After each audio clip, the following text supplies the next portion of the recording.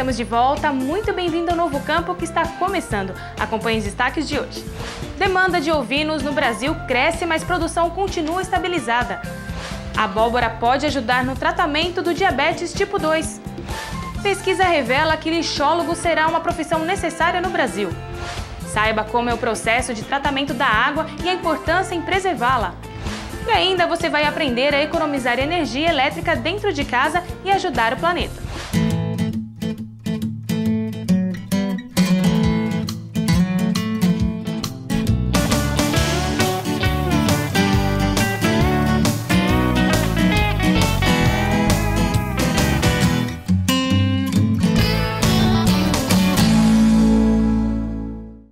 Segundo dados da Embrapa, a empresa brasileira de pesquisa agropecuária, o rebanho brasileiro de ovinos possui uma média de 13,9 milhões de cabeças. E mesmo sendo um negócio economicamente rentável, com demanda crescente, a produção continua estabilizada. Com o descompasso entre oferta e consumo, a solução é importar. Paulo Schwab é presidente da Associação Brasileira de Criadores de Ovinos, que possui cerca de 500 mil filiados. Ele cria as raças Corriedale, que fornece carne e lã na mesma proporção, e Texel, mais carne do que lã. E afirma que a ovinocultura rende 4 vezes mais que qualquer atividade pecuária. Atualmente, os criadores brasileiros trabalham com 28 raças de ovinos. O material genético brasileiro é um dos melhores do mundo, mas mesmo assim o Brasil ainda continua importando muito ovinos. Por que isso, Paulo? Olha, nós importamos ovinos, embora nós tenhamos um rebanho de genética excelente, dentro das 28 raças, mas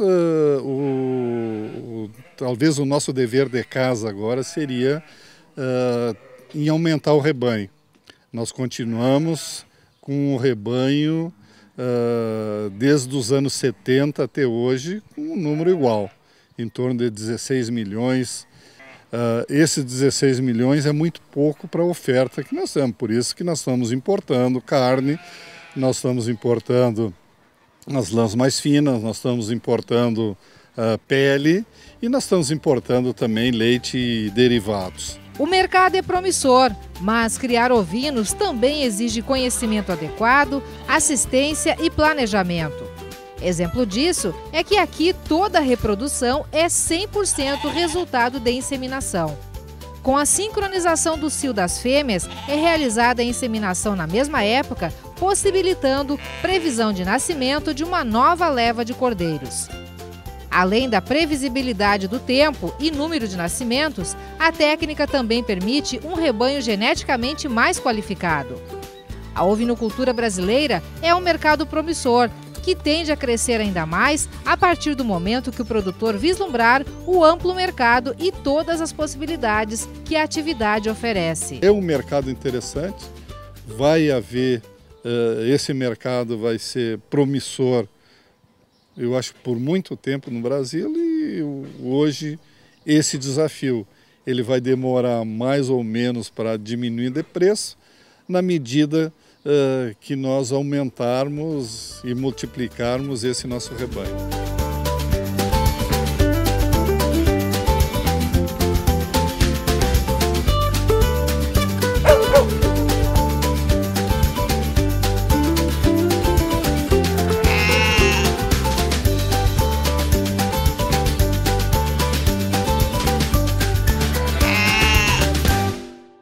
Uma substância obtida a partir da casca, polpa e sementes de uma espécie de abóbora pode ajudar no tratamento dos portadores do diabetes tipo 2.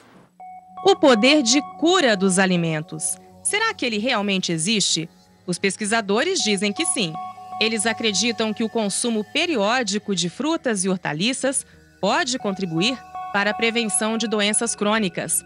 A Embrapa, empresa brasileira de pesquisa agropecuária, descobriu que um tipo de abóbora, conhecido como gila, pode ajudar no tratamento do diabetes tipo 2. Nós desenvolvemos uma cápsula, a base dessa abóbora desidratada, que contém essas substâncias importantes, ativas, bioativas. Você tem um fitoterápico que tem substâncias bioativas que vão estimular o pâncreas a produzir insulina, reduzindo o teor de açúcar no sangue dos diabéticos. Isso vai trazer mais qualidade de vida para esses pacientes. A abóbora gila, mais comum no sul do país, foi trazida pela Embrapa e plantada nesta estufa em condições especiais. Aqui, os frutos são acompanhados, colhidos e levados para o laboratório, onde o medicamento é produzido. Serão 5 meses de testes. A molécula em estudo encontrada na abóbora é a mesma que atua nos remédios contra o diabetes. Se der certo, o país pode ganhar um medicamento 100% natural e os pacientes podem se livrar dos temidos efeitos colaterais. O paciente diabético ele sofre por sinais e sintomas inerentes à doença. Consequentemente a isso, essa fitoterapia vai trazer menos efeitos colaterais que o medicamento sintético propõe ao paciente. Este policial aposentado que tem diabetes tipo 2 acredita no poder de cura dos alimentos. Aos 82 anos, ele atribui sua boa forma a uma dieta saudável. Para o aposentado, um medicamento 100% natural poderia ajudar, e muito, no tratamento do diabetes. Seria muito bom para todos os diabéticos. No quadro Você Saudável, você vai conhecer as vitaminas, minerais e proteínas do caqui. Confira.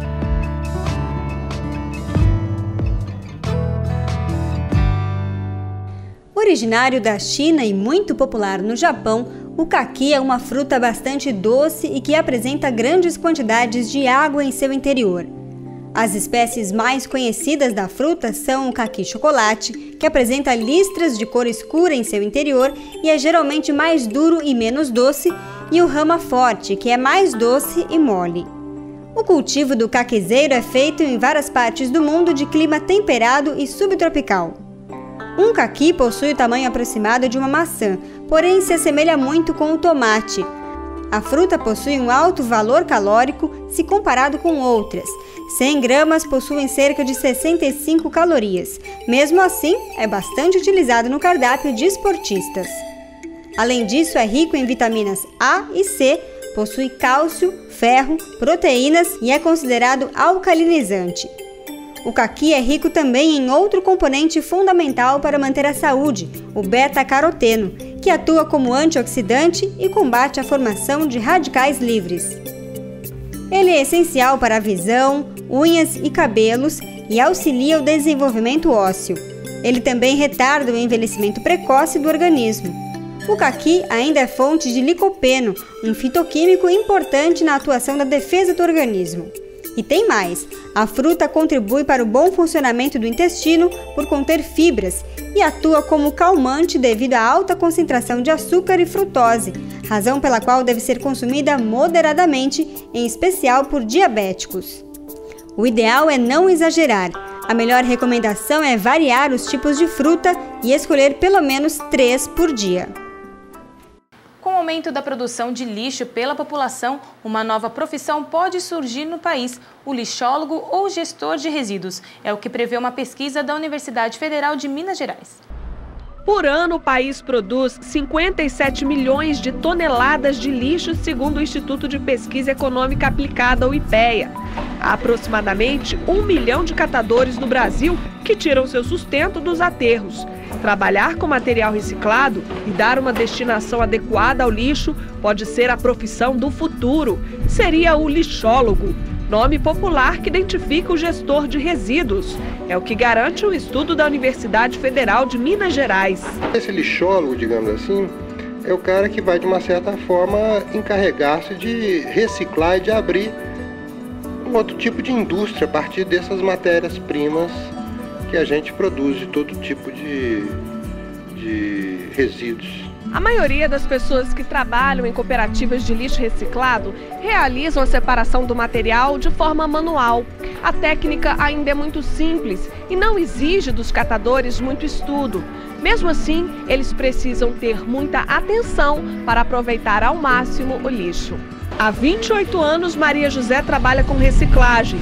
Tem um ensino fundamental incompleto, mas aprendeu na prática o valor do lixo. As PET, ele é separado para fazer balde, bacia e mangueira. Para esta engenheira florestal, o Brasil precisa investir na educação profissional de quem trabalha com questões ligadas ao lixo. Nós hoje não sabemos o que fazer com a maioria dos nossos resíduos. Qual é a melhor destinação? A falta de coleta seletiva e de pessoal qualificado para trabalhar com reciclagem traz prejuízos para o meio ambiente e para o crescimento econômico do Brasil. Dados do IPEA mostram que o país perde 8 bilhões por ano porque deixa de reciclar. Isso poderia se tornar em renda, trabalho para milhares de famílias. Nós vamos para um rápido intervalo e na volta você vai aprender a economizar energia dentro de casa. Não sai daí.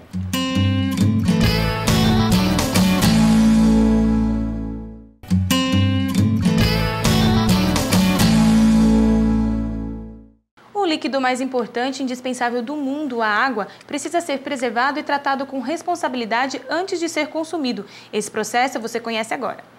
Responsável pela vida, a água é fundamental para a sobrevivência do homem e de todos os seres vivos do planeta. Segundo o levantamento da ONU, 1 bilhão de pessoas no mundo já sofrem por não ter acesso à água potável. Número que poderá dobrar nos próximos anos se não forem adotadas medidas sérias de economia e preservação. Para este ambientalista e secretário do Meio Ambiente de São José dos Campos, interior de São Paulo, o esgoto não tratado e despejado nos rios está entre os principais poluentes da água.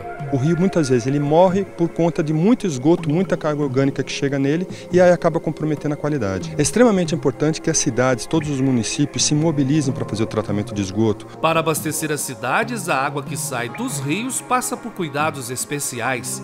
Nesta estação de tratamento em Jacareí, interior de São Paulo, uma equipe de 15 profissionais é responsável em oferecer ao município água de qualidade. Amostras são coletadas com frequência para medir a intensidade de agentes químicos encontrados na água. Limite de cloro, se está dosando cal em excesso ou não, verificando se tem muito alumínio na água ou não, se tem muito ferro na água ou não, teor de sulfato. São 60 milhões de litros tratados por dia, 550 litros por segundo. Antes de chegar à população, a água passa por um processo de tratamento que corresponde basicamente a 5 etapas. Coagulação, floculação, decantação, filtração e correção final de pH. A sequência de tratamento é feita por meio de compartimentos. Tudo tem que estar de acordo com normas do Ministério da Saúde. Só depois de passar por todo este processo é que a água está pronta para ser consumida. Porque é com esse processo que nós vamos possibilitar abastecer toda a população com uma água de qualidade, sem bactérias, sem agentes químicos que possam trazer algum tipo de doença a essa população. Usar a água de forma consciente ajuda na economia e preservação deste recurso natural. Vazamentos, torneiras abertas e banhos de chuveiro demorados, além de desperdiçar água, desperdiça também dinheiro. Você faz para economizar? Que nem você falou, tipo banho rápido, você tomar banho, tipo desliga o chuveiro quando está passando um sabonete, essas coisas assim. Utilizo a água da máquina para lavar o quintal. Até eu tenho aquele cano onde eu coloco para sair, mas eu não deixo, eu deixo cair no tanque para poder utilizar e lavar o quintal. Lavo o quintal apenas uma vez por semana. Então eu tento reutilizar da melhor forma possível. Veja agora outras pequenas dicas de economia de preservação da água. Ensaboar as louças com a torneira fechada. Banhos de chuveiro devem durar no máximo 15 minutos. Manter a torneira fechada também na hora de escovar os dentes. E substituir a mangueira pelo balde durante a lavagem de calçadas e carro. A água é saúde, é vida. Vamos preservar para nunca faltar. Se cada um fizesse a sua parte, teríamos um planeta, muito melhor, Eu acho que todo mundo tem que ter essa consciência. Água que nasce na fonte serena do mundo e que abre o profundo grotão. Hoje no quadro É o Bicho você vai conhecer um sapinho diferente. Ele é bem pequeno, mas chama atenção por suas características. Confira.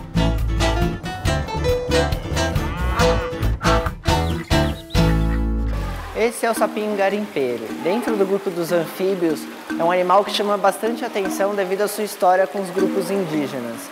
Eles têm um veneno na sua pele que ajuda os indígenas a caçarem. Eles passam esses sapos nas suas flechas e isso adormece alguns animais.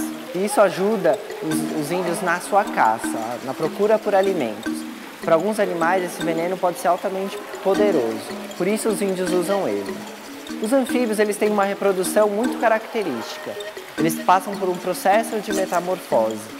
Então, quando os sapinhos eles botam seus ovos, eles botam normalmente em água, algumas bromélias ou lagos.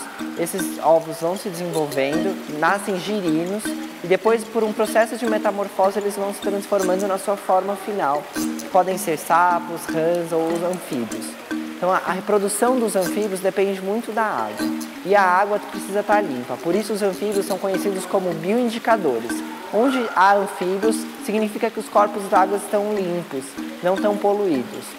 Por isso, os anfíbios eles são tão essenciais na natureza. Eles vão controlar algumas populações de insetos, já que a sua alimentação depende disso. E eles dependem muito da água e da vegetação local. O rinoceronte branco, uma espécie que está em extinção, nasceu em cativeiro lá em Israel. A estimativa é que 100 mil rinocerontes brancos ainda vivam em todo o mundo. O filhote de um animal raro é a nova atração do zoológico de Ramat Gan, perto da cidade israelense de Tel Aviv. Um rinoceronte branco, nascido em cativeiro.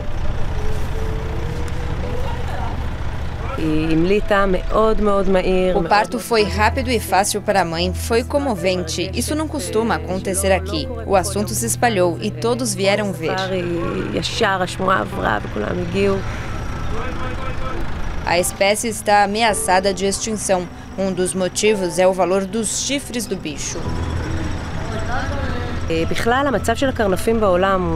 O que é especial e triste a respeito dos rinocerontes é que eles são caçados e usados em produtos nas farmácias.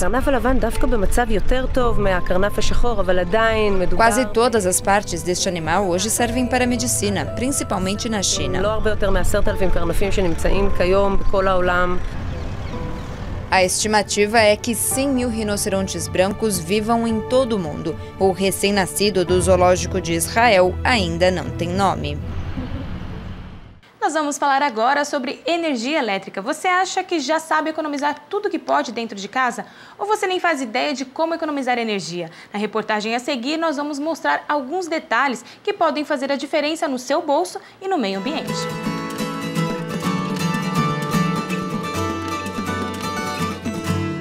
A Érica garante que economiza energia em casa. Nenhum aparelho fica ligado desnecessariamente. A geladeira não fica aberta mais do que o tempo suficiente para pegar o que precisa. Usa o máximo que pode da iluminação natural. Prioriza a compra de produtos que tenham selo A de energia da Procel. E todas as lâmpadas são econômicas. Trocar a lâmpada incandescente pela fluorescente já é uma boa forma de economizar energia. Mas existem outras formas de evitar gastos excessivos dentro de casa. Mas levamos até a casa dela um engenheiro eletricista para dar dicas sobre o que ainda pode ser melhorado. Já na sala, o primeiro alerta. Equipamentos em modo de espera com essa luzinha ligada estão gastando energia. Em uma conta alta como a da Érica, desligar esses aparelhos pode representar uma grande diferença. Uma televisão dessa para funcionamento normal são 270 watts. Um modo de espera dela deve ser por volta dos 10 watts, né? Que multiplicando pelas 24 horas diárias, depois pelos 30 dias mensais, né, do mês, a gente teria aí uns 7.000 watts de energia desperdiçadas. A mesma situação pode se repetir em outros aparelhos, como o micro-ondas. Aliás, na cozinha, além dos cuidados com a geladeira, é bom ter atenção a outros elétricos, como fornos. Dependendo do volume do que você vai assar, e do tamanho dos seus fornos, né? Forno elétrico pequeno para coisa pequena, acho que ainda é vantagem do que forno elétrico grande para coisa pequena. Então, e ainda hoje, fazendo um balanço entre o gás, o consumo do gás e o preço do gás e da eletricidade, eu ainda acho que vale a pena o gás. Próximo cômodo, o banheiro. O uso do chuveiro em modo verão também colabora para uma economia, mas tome cuidado também com o uso de aparelhos como o secador de cabelo, especialmente os de potência profissional. Também tenha cuidado na hora de passar a roupa. Junte o máximo possível para evitar gastar energia do aquecimento. Nas contas, a possibilidade de economizar mais de 10% da conta anima a Érica. Vale a pena. A economia sempre vale a pena. Não só para o bolso, mas como também para o planeta, né? Hoje em dia estamos em busca de uma melhor preservação do planeta e economizar energia também é ajudar o planeta. E o doutor Henrique responde a mais uma pergunta sobre os animais. Oi, doutor Henrique, meu nome é Eleni, eu gostaria de saber se os animais riem. Bom dia, Eleni. Alguns animais riem sim.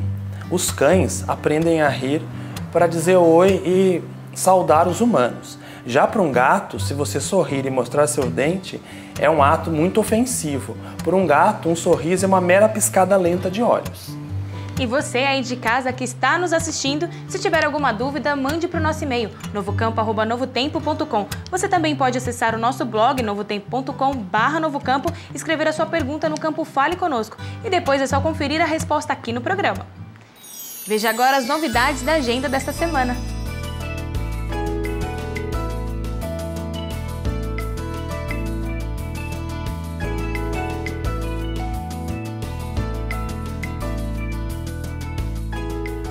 Entre os dias 10 e 14 de dezembro haverá o curso Gerenciamento de Resíduos Sólidos Industriais, que acontece na capital paulista. Para mais informações, ligue 0 operadora 11 3133 3629.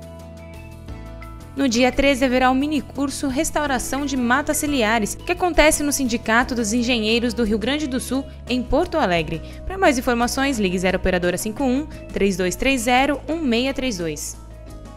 Ainda no dia 13 haverá o curso Elaboração de Projetos de Créditos de Carbono Voluntário, que será na cidade de Londrina, no Paraná. Para mais informações, ligue 0 operadora 43 3324 7551. E o Novo Campo fica por aqui. Continue acessando nossas redes sociais e concorra a vários prêmios. Nós continuamos ainda com a promoção de Natal no Facebook e no Twitter. Mostra para eles, Fabão, os prêmios. Pessoal, tem o livro Os Dinossauros, que conta quando eles existiram e por que eles desapareceram. Tem também A Ciência Descobre Deus, que fala sobre a existência do universo. Além disso, tem aí o livro especial da turma do nosso amiguinho, cheio de desenhos de animais para a criançada pintar e se divertir. E ainda tem o CD ao vivo do Novo Tom com muitas músicas legais. Gente, são muitos prêmios, então corra que ainda dá tempo. Aproveite e acesse agora facebook.com/novocampo e curta a nossa página. O endereço do Twitter é @novocampont. O regulamento da promoção está no nosso blog, novotempo.com/novocampo. Já tem muita gente participando, não perca essa oportunidade. Corra, vai lá agora. E o Novo Campo volta domingo que vem ao meio-dia. Eu espero por você, um grande abraço e até lá!